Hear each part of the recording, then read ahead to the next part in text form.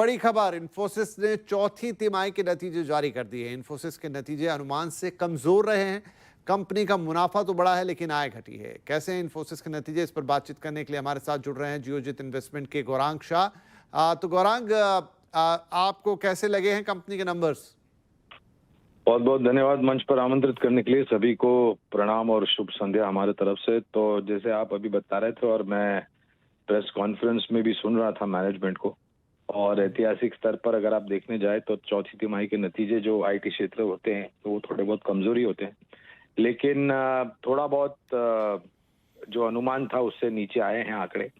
और जो आगे जाकर के कारोबार की जो इन्होंने टिप्पणी दी है वो थोड़ी बहुत कॉशियस इसलिए क्योंकि जो परिस्थिति अमेरिका में हो रही है और निर्भरता जिस प्रकार की आईटी कंपनियों की अमेरिका में है, खास करके आय और मुनाफे को लेकर के, तो उसकी वजह से ही मेरे ख्याल से थोड़ा बहुत कॉशियस अप्रोच ये नए वित्तीय वर्ष में इन्होंने रखा है। मैं इतना बिल्कुल कहूंगा कि शायद इन आंकड़ों को देख करके जब सोमवार को हम लौट करके आएंगे कामकाज में तो थोड़ा बहुत दबाव दिख सकता है, लेकिन डिस्क्लोजर भी देना अनिवार्य होगा। अगर लंबी अवधि का नजरिया है तो आज के तारीख में हमारी निवेश करने की राय है इन्फोसिस में। मैं बात कर रहा हूँ लंबी अवधि के लिए, यानी कि 12 महीने, साल, 1.5 साल के समय सीमा से। जी, तो गौरांग, इन्फोसिस के लिए तो सारी बातचीत आपने बता दी, क्योंकि ये बड़ी कंपनी है और आईटी के लिए एक तरह से गाइडेंस का भी काम करती है। क्या और जो नतीजे इस रिजल्ट सीजन में हमें देखने लगभग इसी लाइन पे आते हुए दिखाई देंगे जहां तक आईटी कंपनीज की बात है, क्योंकि इस वक्त उन पे नजर सबसे ज्यादा? टीसीएस के तो देख लिए, विप्रो के देख लिए, विप्रो में निराशा थी, इन्फोसिस में इतना उत्साह नहीं था।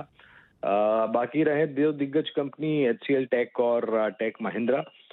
एचसीएल टेक मेरे ख्याल से आप ऐतिहासिक तौर पर जाए तो सभी दिग्गज आईटी कंपनियों की तुलना में थोड़े बहुत बेहतर आंकड़े हो सकते हैं। टेक महिंद्रा का मिला जुला सा रुझान रहेगा, ऐसा हमारा अनुमान है। लेकिन कुछ छोटी और मझौली जो आईटी क्षेत्र की कंपनी है वहां पर मैं उम्मीद लेकर चल रहा हूँ कि शायद थोड़े बहुत बेहतर नतीजे आ सकते हैं।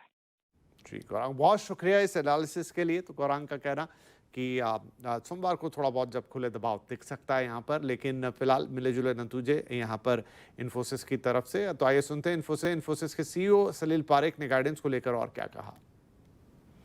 Based on what we see in the environment today and building on our large deal wins in the past quarters, our guidance for growth in financial year 2026 is 0% to 3% in constant currency terms.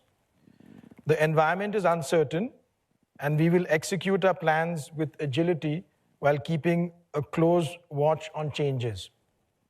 Our margin guidance for the financial year 2026 is at 20% to 22%. अब बाजार की